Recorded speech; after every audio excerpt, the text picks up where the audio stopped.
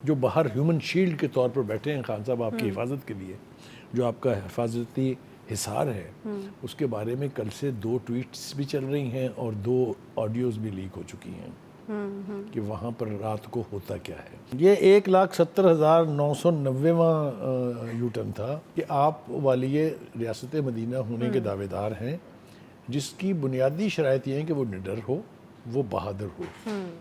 لیکن جو ہم نے کل دیکھا، جس کا تذکرہ آپ نے اپنے ابتدائیے میں کیا، کہ جب ٹیم پہنچی وہاں لینے کے لیے، تو کچھ تو کہتے ہیں کہ دوسری دفعہ آپ پڑوسی کی دیوار پھلانگ کے بھاگ گئے، کچھ کہتے ہیں آپ بستر کے نیچے چھپ گئے، کسی نے کہا آپ چوہے ہیں۔ توشہ خانہ کیس کے حوالے سے اگر بات کریں تو عمران خان کی درخواست خارج ہو گئی ہے، ناقابل ضمانت وارنٹ گرفتاری جو ہے ان کو برقرار رکھا گیا ہے، لیکن اگر کل کی بات کریں تو کل یقیناً زمان پاک کے باہر سے جو مناظر ہم نے دیکھے وہ کچھ دیکھنے میں اتنے خوشگوار مناظر نہیں تھے۔ اسلام آباد سے پولیس پہنچی تھی عمران خان صاحب کی گرفتاری کے لیے اور گرفتار کیے بغیر ہی واپس روانہ ہو گئی۔ وزیر داخلہ صاحب تو یہ کہتے ہیں کہ جب گرفتار کرنا ہوا کر لیں گے، ڈرامے کرنا عمران خان صاحب کا وتیرہ ہے۔ بہرحال کل کی بھی ایک پوری ایپیسوڈ تھی جس کے اوپر ہم بات کریں گے، 2 بڑے اہم انٹرویوز ہوئے ہیں جی، اس کے اوپر بھی ہم نے بات کرنی ہے۔ ایک تو انٹرویو ہوا ہے سابق چیف جسٹس ثاقب نثار صاحب کا، بڑے اہم انکشافات ان کی طرف سے کیے گئے ہیں اور انہوں نے یہ بھی کہا ہے کہ عمران خان صاحب کو مکمل طور پر صادق اور امین قرار نہیں دیا گا۔ اس کے علاوہ بھی اور بہت ساری باتیں انہوں نے کی، اس پر بھی ہم بات کریں گے۔ آصف علی زرداری صاحب نے بہت عرصے بعد جو ہے ایک پراپر انٹرویو 24 نیوز کے ساتھ دیا ہے اور اس میں بھی بڑی اہم باتیں ان کی طرف سے کی گئی ہیں۔ بلاول بھٹو کی طرف سے تنقید کا سلسلہ عمران خان صاحب پر جاری ہے۔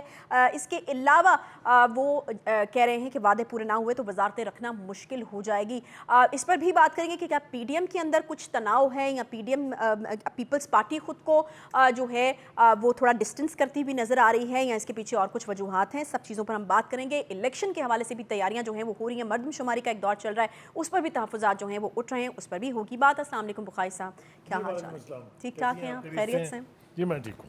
بخاری صاحب میرے خیال میں سب سے پہلے جو وہ کل سے شروع کر لیں یا پھر آج توشہ خانہ سے شروع کریں، جیسے آپ کو مناسب لگے، کیونکہ کل کا بھی جو ایک پوری ایپیسوڈ ہے وہ بھی میرے خیال میں ورتھ ٹاکنگ ہے، اس پہ بات کرنا بہت ضروری ہے۔ پوری ایپیسوڈ، پورا دن ہم نے دیکھا ان مناظر کو اور وہ تمام چیزیں چلتی چلی گئیں۔ آپ نے اپنے ابتدائیے میں اشارے تو سارے دے دیے ہیں، اب میں کوشش کرتا ہوں کہ کس حد تک اس کا احاطہ ہو سکتا ہے۔ دیکھیے ایک شعر یاد آ رہا ہے مجھے، شاید تھوڑی سی تصحیح اس میں ضروری ہوگی۔ میں سچ کہوں گی مگر پھر بھی ہار جاؤں گی، وہ جھوٹ بولے گا اور پھر بھی جیت جائے گا۔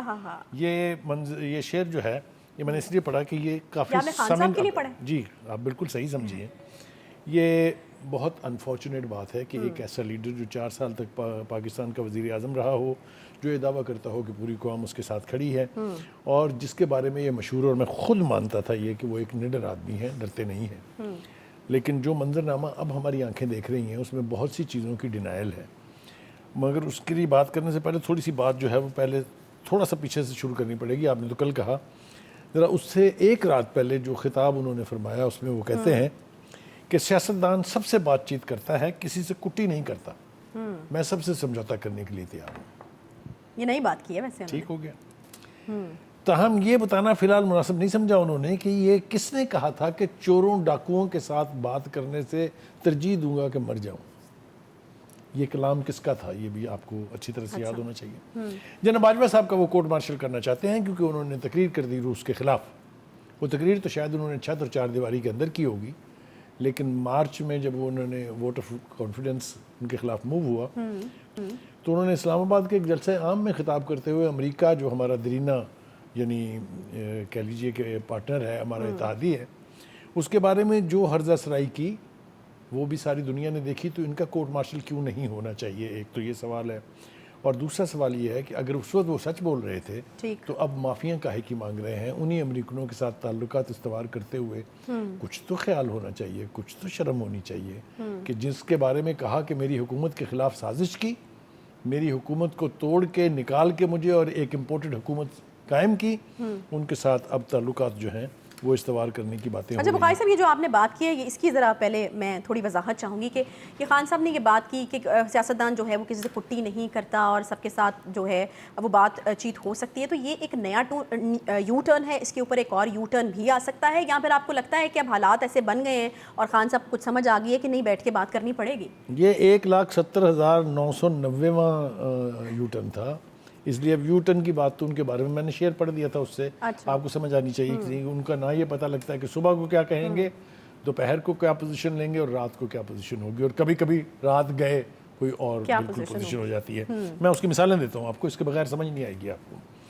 ایک جنرل کا کورٹ مارشل اور دوسرے سے ملاقات کی خواہش. مجھے یہ سمجھ میں نہیں آتی کہ دوگلا پن ہے کیا. وہ کہتے ہیں کہ موجودہ آرمی چیف مجھے اپنا دشمن سمجھتا ہے.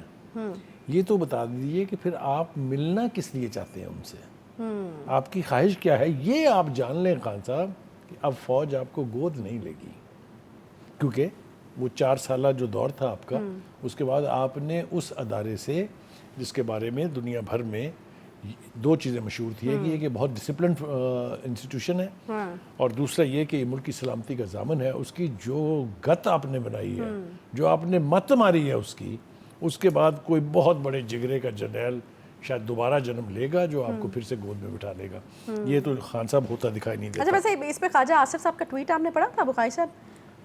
جی میں نے پڑھا، میں آؤں گا اس کے اوپر وہ بھی. بڑا زبردست قسم کا ٹویٹ تھا جو خواجہ آصف صاحب نے اس کے اوپر بھی آئیں گے. دیکھیں خان صاحب، دوسری بات یہ ہے کہ آپ والی ریاست مدینہ ہونے کے دعوے دار ہیں، جس کی بنیادی شرائط یہ ہیں کہ وہ نڈر ہو، وہ بہادر ہو.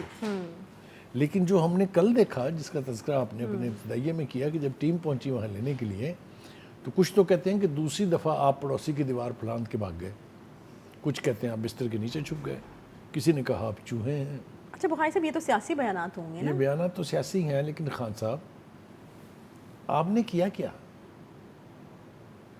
آپ کو کوئی قیامت نہیں آ جاتی اگر وہ سمن آپ خود ریسیو کر لیتے.